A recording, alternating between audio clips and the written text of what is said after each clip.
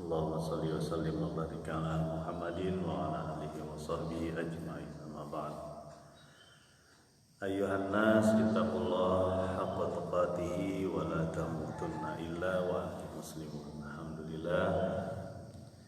Jemaah Kampung Taqwa Asdan rahimahumullah, mari kita lanjutkan lagi masih di surat Asy-Syu'ara. Kemarin kita sudah sampaikan dialog Nabi Ibrahim dengan kaumnya mengenai salah satunya adalah ciri-ciri dari Tuhan yang layak disembah, yang layak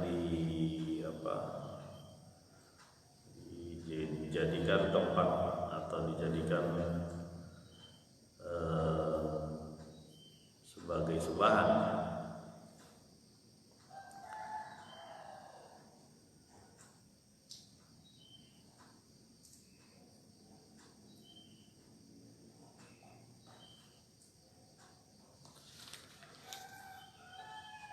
Kita tahu bahwa kemarin juga disampaikan oleh Nabi Ibrahim, bahwa Tuhan Anda itu tak bisa melihat pada kaum musyrikin dan tidak bisa mendengarkan ketika berdoa kepadanya. Dan dinyatakan oleh Nabi Ibrahim bahwa semua Tuhan atau semua yang kalian sembah itu musuh aku kecuali Allah Rabbul Alamin. Kemudian Nabi Ibrahim menyampaikan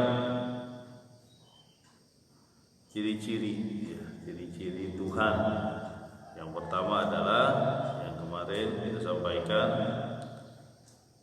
yang menciptakan aku dan menunjuki jalan. Khalaqani wa huwa yahdi. Mari kita lanjutkan lagi di ayat yang ke-79. Ayat yang ke-79 surat Asy-Syu'ara.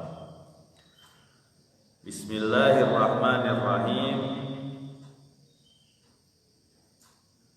Walladzi huwa yut'imuni wa yashfin. Dan dialah yang memberi makan kepadaku dan memberi minum. Ini penyampaian dari Nabi Ibrahim bahwa Allah Subhanahu wa taala memberi makan dan memberi minum. Ini keyakinan yang kuat bahwa Ar-Razzaq atau pemberi rezeki yaitu Allah Subhanahu wa taala. Memberi makan dan memberi minum. Jadi ini kebutuhan dasar seorang manusia itu dipenuhi oleh Allah Subhanahu wa taala. Yang menggerakkan awan melalui anginnya Allah Subhanahu wa taala, dan nggak bisa digerakkan oleh patung.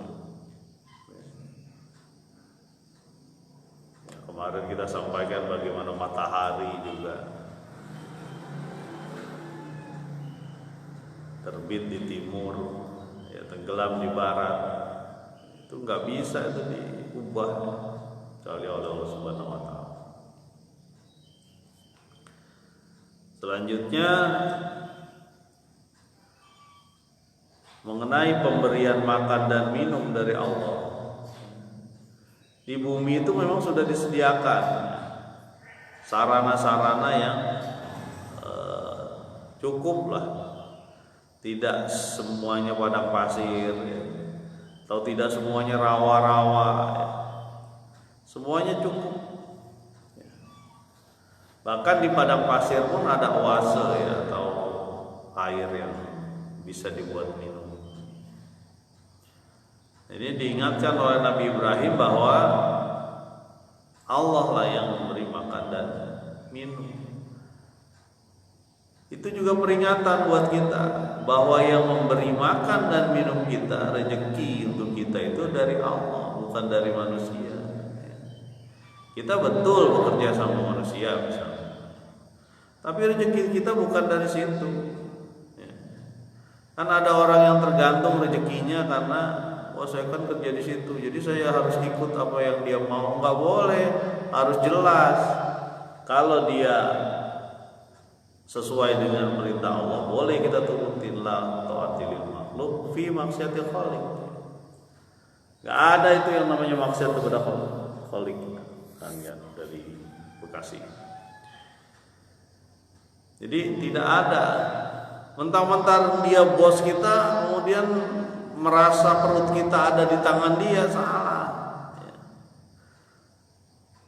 Jadi yang memberi makan kita Allah.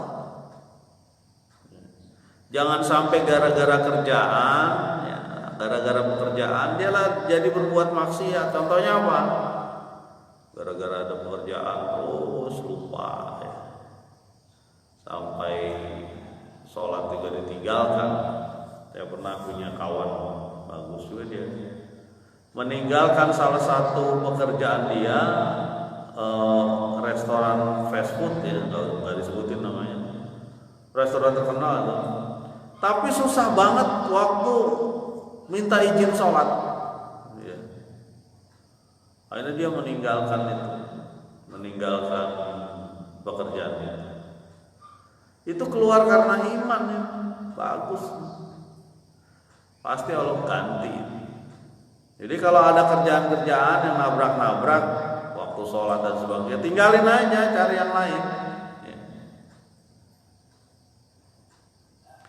Kemarin malah saya dengar ada salah satu lembaga yang mengadakan orientasi kepada juniornya, ya, sampai menunda-nunda waktu sholat. Lalu sholatnya udah lewat berapa lama gitu. Apapun itu bentuknya, entah di lembaga atau tempat kerjaan, kalau dia malah menyulitkan kita dalam beribadah, keluar, nggak usah takut. Kembali lagi kata Nabi Ibrahim bahwa Allah itu yut'imuni wa yasni, yang memberi makan kita dan memberi minum. Jamaah kampung takwa astagfirullah dan teman-teman yang mendengarkan siaran ini. Selanjutnya adalah ayat yang ke-80 surat Asy-Syu'ara. Wa idza maridtu fahuwa yashfin. Jika aku sakit, kata Ibrahim alaihissalam, maka dialah yang menyembuhkan, memberikan kesehatan. Nah, ini coba kita perhatikan, kita cermati kata-katanya ya. Nabi Ibrahim itu begitu lembut ya, sampai dia bilang, sebenarnya bisa saja dia bilang Tuhankulah yang memberiku sakit dan Tuhankulah yang menyembuhkan. Enggak. Dia menyebutkan wa idza maridtu, ketika aku sakit. Betapa lembutnya Nabi Ibrahim ya menjaga adab terhadap Tuhan. Dia menyebutkan ketika aku sakit, dia yang menyembuhkan, memberi kesehatan padaku. Kan bisa Nabi Ibrahim bilang begitu. Ketika aku diberi sakit oleh Tuhanku, ya, aku disembuhkan oleh Tuhanku juga. Enggak, tapi dia sebutin ketika aku sakit. Ya, bahasa lembut seorang hamba terhadap Tuhan, ada adab. Ya. Nah, ini merupakan keyakinan bagi kita bahwa ketika kita sakit, kita yakin Allah yang menyembuhkan. Dokter dan sebagainya sebagai wasilah saja, sarana. Tapi tetap kita ngiket leher onta, jangan sakit udah biarin nanti juga sembuh. Nggak bisa, harus ada usaha. Makanya kata Nabi, kamu kemarin naik apa? Jalan kaki apa berkendaraan? Berkendaraan pakai apa? Pakai onta. Ontamu mana? Itu ditaruh di luar. Udah diikat belum? Belum. Kan kita ya menyerahkan sepenuhnya pada Allah. Ikat dulu ontanya baru diserahkan, ada usaha gitu. Ini kan kadang-kadang pemikiran tuh sebagian orang begitu ya. Jadi udah biarlah nanti juga Allah yang nggak bisa, harus ada usaha gitu. Makanya ada ilmu pengetahuan ya. Ada para dokter ya, termasuk tabib. Kalau zaman dulu sih mungkin tabib itu berusaha mencari penyebab penyakit kemudian menyembuhkannya. Nah kita wasilah sarananya itu bolehlah, metodenya macam-macam lah. Ada yang metode pakai herbal, ada yang pakai medis ya, ada yang pakai alami dan sebagainya. Boleh macam-macam, tapi ada usaha untuk itu ya. Makanya ada ilmu pengobatan Nabi, maksudnya ilmu pengobatan itu yang sering dipakai oleh Nabi ya, ada hadis-hadis Nabi tentang tumbuh-tumbuhan yang ada obatnya gitu ya. Misalnya bidara, sidr itu obat kecuali kematian atau tua gitu ya. Banyak sih, termasuk diingatkan tentang madu ya, dari perut lebah itu keluar madu ya. Dan madu itu mengandung syifa, penyembuh. Tapi itu pun menjadi jadi wasilah saja ya. Hakikat kesembuhan kita adalah dari Allah. Hakikat kita sehat itu pun dari Allah Subhanahu wa taala ya. Makanya di sini disebutkan kalau aku sakit ya, kata Nabi Ibrahim, maka dialah yang menyembuhkan. Minta sama Allah ya. Makanya banyak doa-doanya ya. Allahumma afini fi badani, Allahumma afini fi sam'i, Allahumma afini fi basari. Kuatkanlah, sehatkanlah badanku, sehatkanlah telinga pendengaranku, sehatkanlah penglihatanku. Doa-doanya banyak. Ketika sakit pun kita dianjurkan untuk berdoa ya. Menjenguk orang sakit pun berdoa gitu. Allahumma azibil ba'sa, Allahumma rabban nasi azibil ba'sa, ishfi wa anta syafi. La syifaan illa syifauka, syifaan la yughadiru saqama. Wahai Rabb manusia ya, sembuhkanlah, Engkaulah yang maha penyembuh. Tidak ada penyembuhan kecuali dari Engkau, penyembuhan yang tidak meninggalkan rasa sakit. Nabi Muhammad SAW itu pernah menyatakan dalam satu hadisnya, dia bilang, siapa yang hari ini menjenguk orang sakit? Abu Bakar nunjuk, saya ya Rasulullah. Siapa yang hari ini mengantarkan jenazah? Saya ya Rasulullah. Siapa yang hari ini berinfak? Abu Bakar gitu, saya ya Rasulullah ya. Dan itu dia sebutkan kebaikan-kebaikan. Rasulullah menyebutkan kebaikan-kebaikan, kalau nggak salah surga. Jadi menjenguk orang sakit itu pun bagian dari ibadah, jangan salah. Menjenguk orang sakit bagian dari sunnah. Dan betapa riang gembiranya ketika menjenguk orang sakit, apalagi yang ngurusin orang sakit. Makanya kalau ada orang tua kita ada di rumah kita, kemudian dia mungkin lemah, sakit dan sebagainya, itu jadi sasaran, jadi ladang amal kita itu. Amal untuk berbuat baik. Karena budi orang tua kan nggak bisa dibalas pakai apa, balas budi.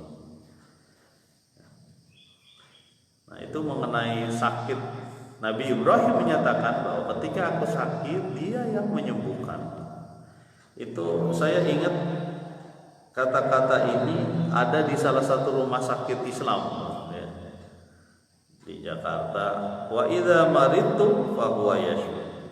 Jika aku sakit maka dialah Allah yang menyembuhkan. Ya. Apa sakit yang nggak bisa disembuhkan? Mati aja yang nggak bisa disembuhkan. Yang lain ada obat. Kita sekarang kan lagi kedatangan pandemi ya, virus. Kita belum tahu aja obatnya itu seperti apa. Ya namanya virus itu kan ciptaan Allah. Pasti ada itu, kita juga belum tahu aja.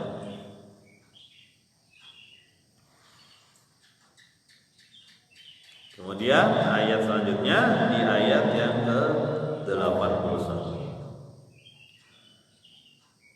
Walladzi yumituni tsumma yuhyin, dialah Allah yang mematikanku ya, dan menghidupkan.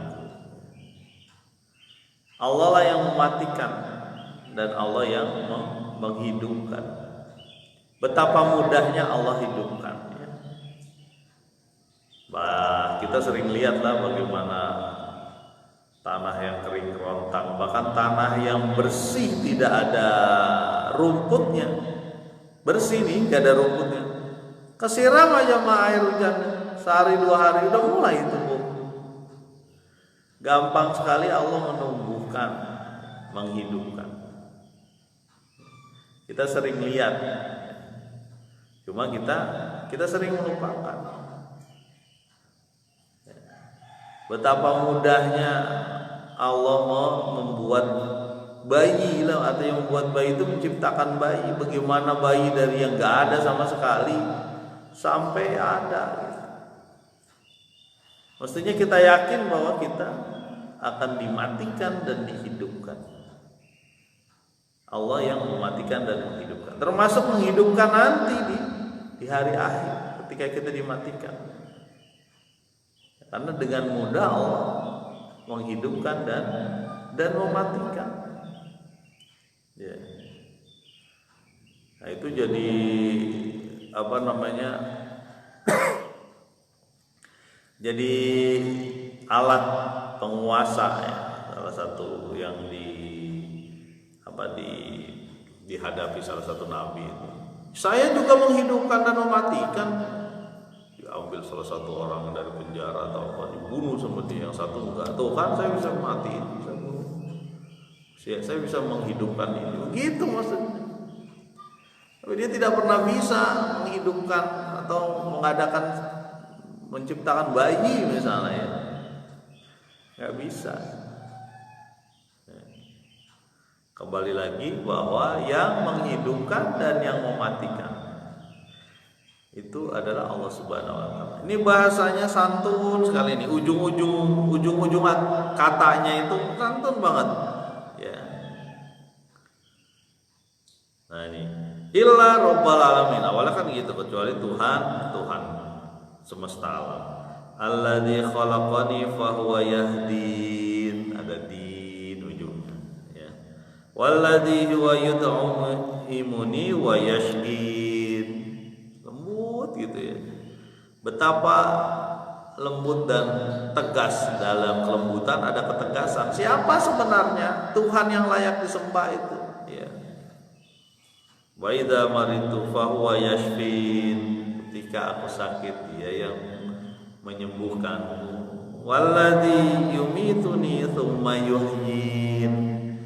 Dialah yang mematikanku dan menghidupkanku. Gitu ada. Jadi Al-Qur'an itu begitu. Ada ketukan-ketukan, irama-irama yang sesuai dengan temanya. Makanya nggak bisa dipalsukan Al-Qur'an. Ya. Nazalna dzikra wa inna lahu lahafizun. Akulah yang menurunkan zikr ini ataupun Quran ini, dan aku yang akan menjaga hingga hari kiamat. Kayak gini nih ya. Temanya sesuai dengan irama dari perkataan. Wah itu tingkat sangat sulit ya bagi kita. Mudah-mudahan bermanfaat. Subhanakallahumma wa bihamdika asyhadu an la ilaha illa anta astaghfiruka wa atubu ilaik. Assalamualaikum warahmatullahi wabarakatuh.